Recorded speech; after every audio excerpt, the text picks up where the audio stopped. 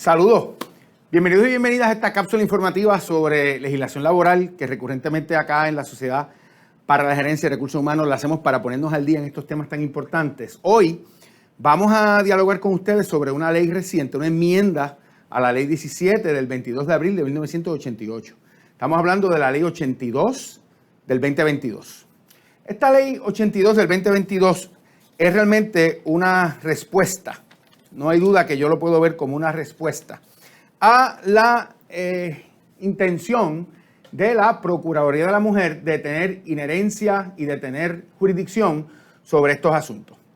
Recurrentemente estamos viendo en la calle que la Oficina de la Procuraduría de la Mujer está interviniendo en estos casos, pero la realidad es que la Ley 17 y ninguna otra ley le da una jurisdicción específica en estos temas. Claro, la ley tiene otros propósitos y hace otras cosas, pero para mí, desde el punto de vista legal, el tema más complejo y el que más trabajo nos va a dar y el que más nos va a romper la cabeza en la defensa de los casos, que son los casos que ustedes nos traen a nosotros los abogados, es este asunto de esta jurisdicción dual que ahora tiene el Departamento del Trabajo, junto con la Oficina de la Procuradora de la Mujer. Y vamos a entrar un poquito en detalle ahorita en ese aspecto, pero vamos a empezar en orden numérico por los diferentes artículos de la ley, para ir discutiendo cuáles son esos cambios y qué se supone que nosotros vayamos haciendo con respecto a esto. Tengan presente que estamos en espera de que el Departamento del Trabajo actúe sobre unos mandatos específicos que esta legislación le da, que vamos a ver también cuáles son, para enmendar nuestras políticas y crear ahora lo que se debe llamar un protocolo para el manejo de este tipo de situación en el trabajo. La Ley 17 del 22 de abril de 1988 obligaba a los patronos a mantener una política clara en contra del hostigamiento, pero no articulaba el contenido específico de esa política.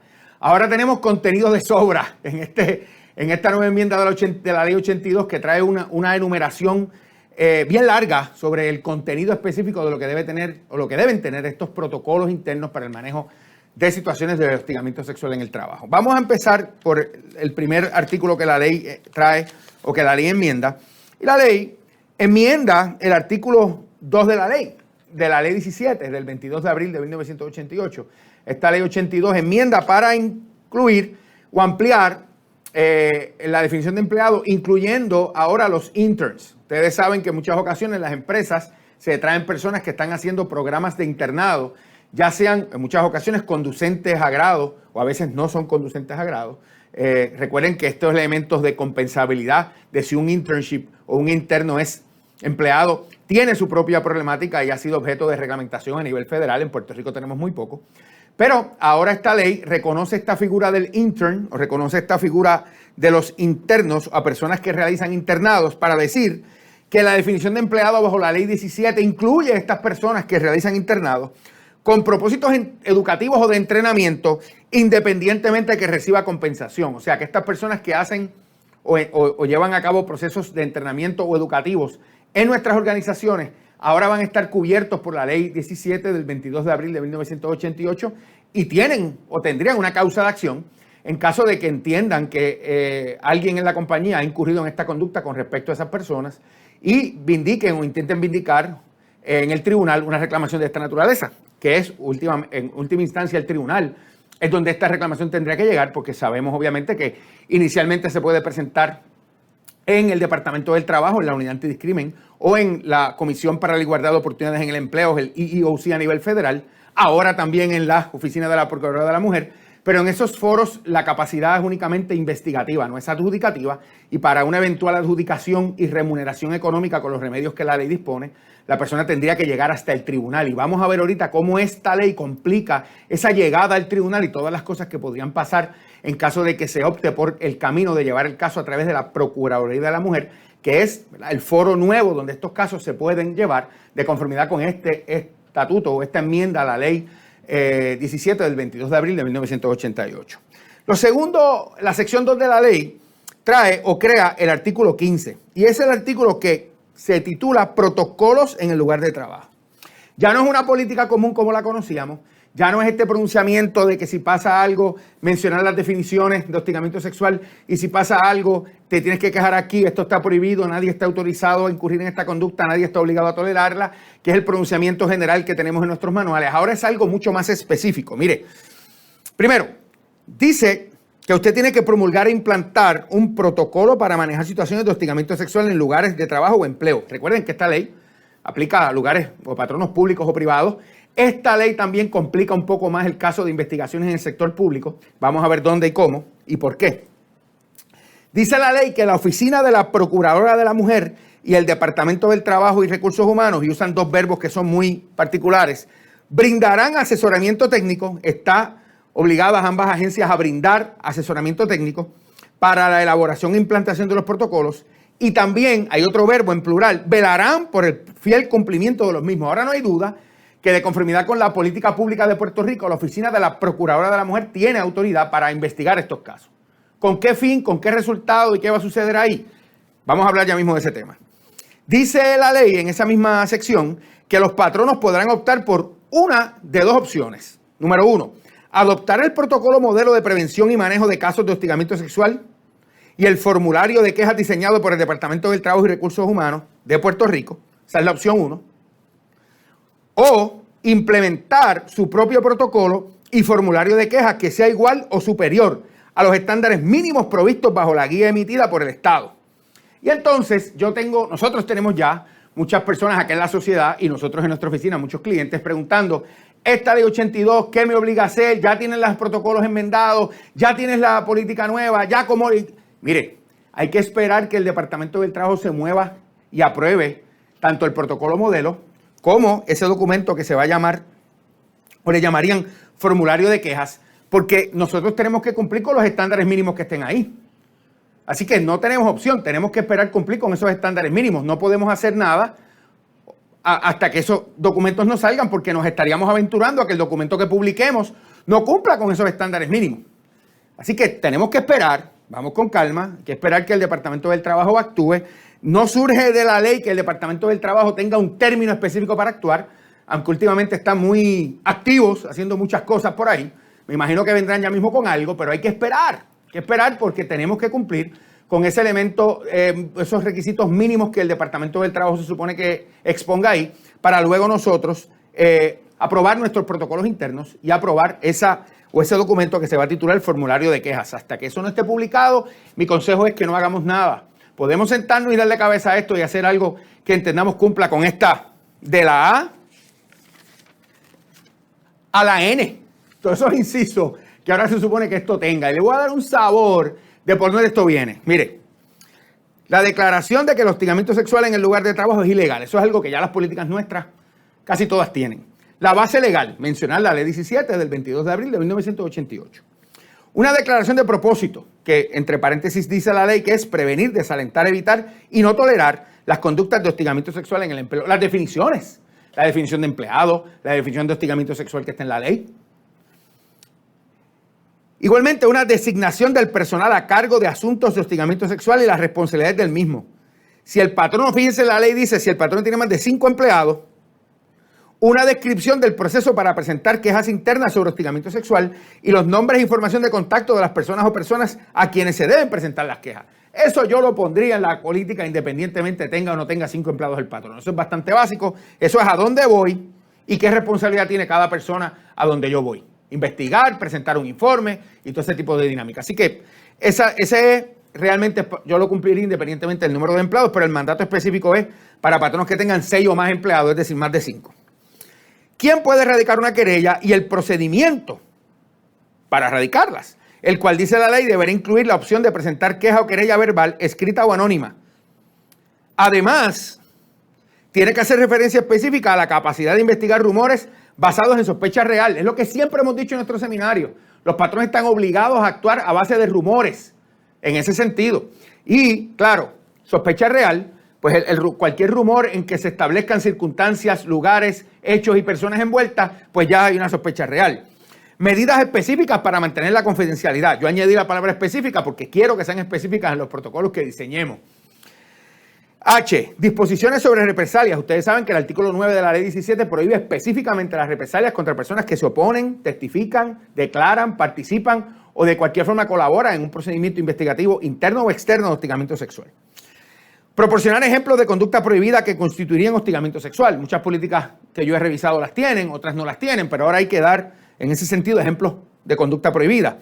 Yo en ese sentido usaría los mismos ejemplos que provea el Departamento del Trabajo, claro, ausente que tenga un ejemplo que sea jurídicamente incorrecto y lo podamos así, ¿verdad? Esa sea la conclusión de una persona, de un abogado cuando lo mira o de una persona cuando lo mire. Proceso para la designación del ente investigador que adjudicará la querella. En el caso nuestro, pues no tiene que haber ningún proceso si somos un patrono privado porque investigamos internamente, a menos que la querella no sea contra alguien que es precisamente la persona llamada a hacer cumplir la ley o la persona llamada a investigar, que tenemos que proveer esa alternativa para que sea un ente externo y otra persona de una jerarquía superior para que investigue el proceso. Medidas provisionales de protección de querellantes o víctimas. Ahí pues hay que tener mucho cuidado, aunque yo las enumeraría también, las alternativas que hay. Pero hay que tener mucho cuidado específicamente por la serie de dinámicas de traslados o circunstancias en que la persona que se afectan sus condiciones de trabajo mediante un traslado o cambio de turno sea el querellante. No se favorece eso, la querellante. Se favorece que la persona que se vea afectada o la persona que vea cambiadas sus condiciones de trabajo sea el victimario. Pero no favorecemos cambiarle condiciones de trabajo a una persona que presenta la queja. Porque obviamente se puede entender, número uno, como represalia y número dos, no es lo correcto de hacer.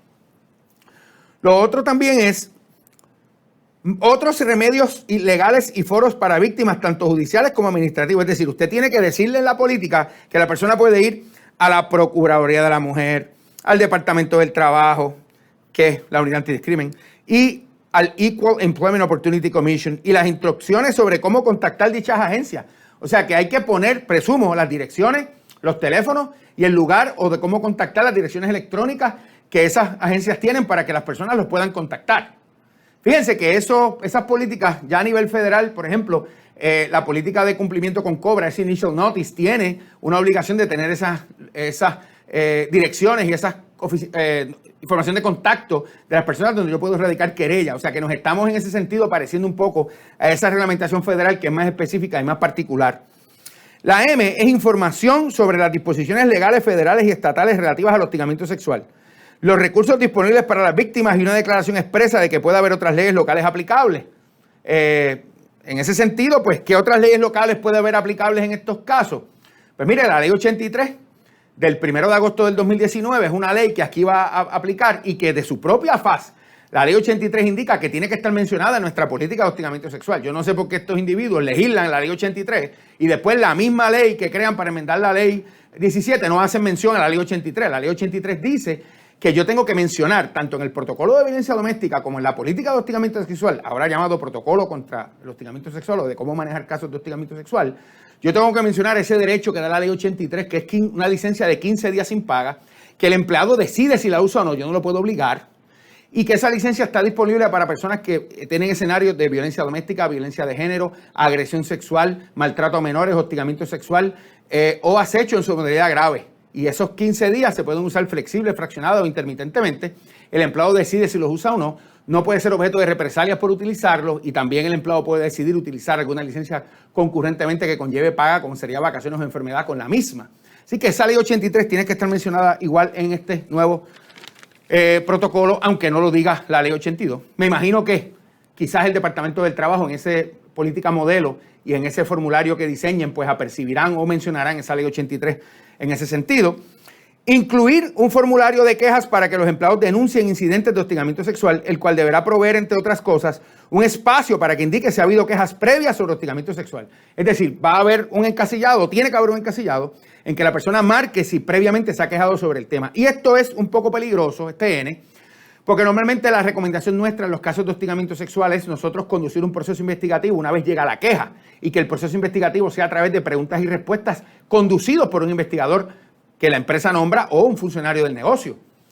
Darle ese, y obviamente entregarle ese formulario a la persona permite que la persona tenga el formulario en la mano, ahora sería un derecho a tenerlo bajo esta política, y lo prepare en la oficina de un abogado con toda la asesoría y consejo de un abogado y se lo traiga a usted hechecito y cuadradito, con todo el tiempo del mundo y sin usted tener la capacidad en muchas ocasiones, en ese sentido, de hacer repreguntas o de preguntar o de confrontar con alguna información que usted tenga. Esto no quita el derecho a que usted no se siente con la persona y conduzca un proceso investigativo. Luego que traiga ese formulario de queja, usted como quiera puede preguntar y abundar, pero el formulario ciertamente es, desde el punto de vista de los abogados de demandados, un issue, y desde el punto de vista de los abogados de los demandantes, pues una herramienta muy útil.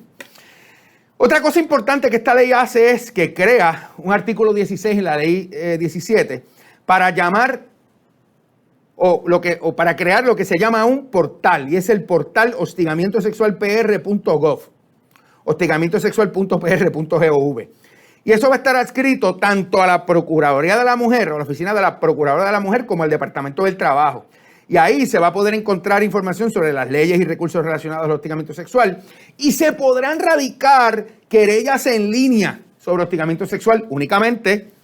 En el caso de querellas de terceros, cuando la querella la radica un tercero allí, el encasillado o el formulario tiene que proveer para que esté basado en una sospecha real so pena de perjurio.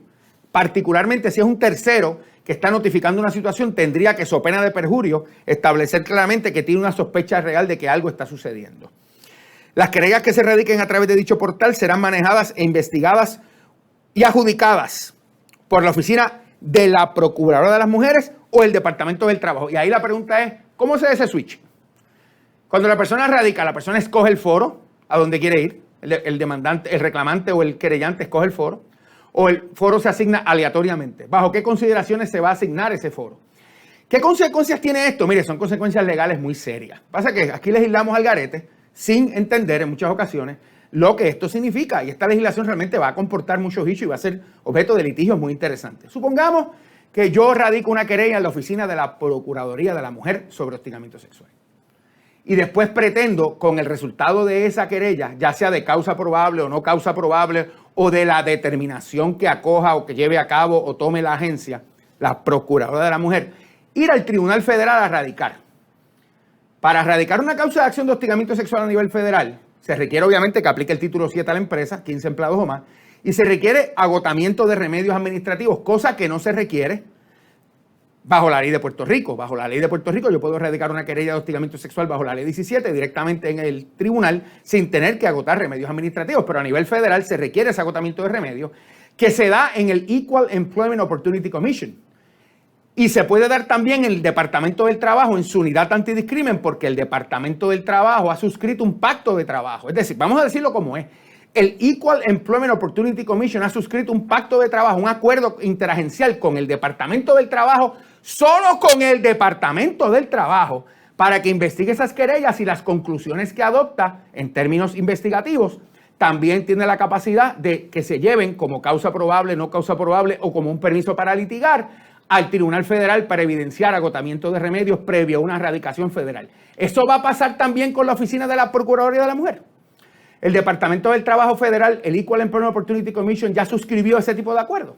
Lo firmó. Sabemos si existe. ¿Cuál va a ser la consecuencia de que cuando una persona vaya y radica una querella de hostigamiento sexual en la Oficina de la Procuraduría de la Mujer, el abogado del patrono o el patrono levante en el Tribunal Federal, si la causa de acción se lleva federalmente, que no se agotaron remedios porque ese no es el foro idóneo, porque tenía que ser en el EOC o en la unidad antidiscrimen? Sabemos eso, tenemos la contestación, los legisladores sabían eso y el gobernador sabía eso cuando firmó esto. Eso va a pasar, eso es un punto de derecho muy interesante. Tendría entonces que suscribir ese EOC, un pacto de trabajo con la Oficina de la Procuraduría de la Mujer para que sus findings y para que sus conclusiones investigativas también sirvan de interrupción o de agotamiento, de remedios a nivel federal. Lo mismo pasa con la prescripción. Hay jurisprudencia abundante en Puerto Rico que ya establece y expresa qué sucede con los términos prescriptivos cuando el caso se estaciona o se radica en la unidad antidiscrimen. ¿Va a pasar lo mismo cuando el caso se radica o se estaciona en la Oficina de la Procuraduría de la Mujer? Todo eso son preguntas muy válidas, legales, que vamos a tener cuando esto empiece a ocurrir. Finalmente, la ley trae un artículo muy interesante que dice que cuando la querella se radique por parte de un empleado de una agencia, entidad, corporación pública o instrumentalidad gubernamental, solamente en el gobierno, jóvenes, solamente en el gobierno, la investigación será llevada a cabo por otra agencia, entidad, corporación pública o instrumentalidad gubernamental. Es decir, yo trabajo en la agencia Y, me quejo y quien va a investigar la queja mía es la agencia X. No es la misma, eso se maneja, me imagino, para un issue de imparcialidad, para un issue de legitimidad de la investigación y pureza del proceso, pero obviamente eso va a traer muchos issues y el artículo 17 establece un procedimiento específico de cómo eso se da. Y dice obviamente que la Oficina de Administración y Transformación de los Recursos Humanos del Gobierno tiene que emitir un reglamento para cómo se van a manejar esas quejas y esos movimientos de quejas de cuando yo radico en una agencia, qué agencia entonces va a ser la designada para investigar en esta otra agencia. No sabemos si eso va a ser un pool de agencias hermanas, esta siempre investiga esta, o es aleatorio, es a través de algún sistema aleatorio, una lista aleatoria que cada agencia que se querella se asigna una diferente por algún sistema aleatorio que se cree en algún sistema computadorizado o alguna lista. Eso está por verse. Así que esta ley, no hay duda que trae o tiene unos retos muy importantes. Número uno, los internos ahora también están cubiertos como parte de la legislación en este sentido. Número dos, los procesos ahora se van a guiar por un protocolo interno que tiene que cumplir con una serie de requisitos bien particulares. Debemos aguardar que el Departamento del Trabajo nos diga cuáles son y cree ese formulario de quejas para nosotros anclarnos en los mismos y dar las mismas protecciones o protecciones superiores si las queremos dar. Número 3, y fundamentalmente y muy importante, ahora se pueden radicar querellas también de hostigamiento sexual electrónicamente a través de ese portal y se decide entonces si las va a manejar el Departamento del Trabajo o la Oficina de la Procuraduría de la Mujer. ¿Cómo se va a asignar el caso entre alguna agencia u otra? Está por verse si va a ser escogido por el querellante a la querellante o si va a ser un proceso aleatorio o si va a ser un proceso Team Marín de dos pingües, no sabemos. Y obviamente lo último es que en caso de que la agencia, el empleado que radica, sea un empleado que trabaja en una agencia de instrumentalidad, corporación pública, quien va a investigar la queja precisamente es otra agencia mediante algún tipo de reglamentación que se va a emitir al respecto. Lo más importante es esperar que el Departamento del Trabajo actúe.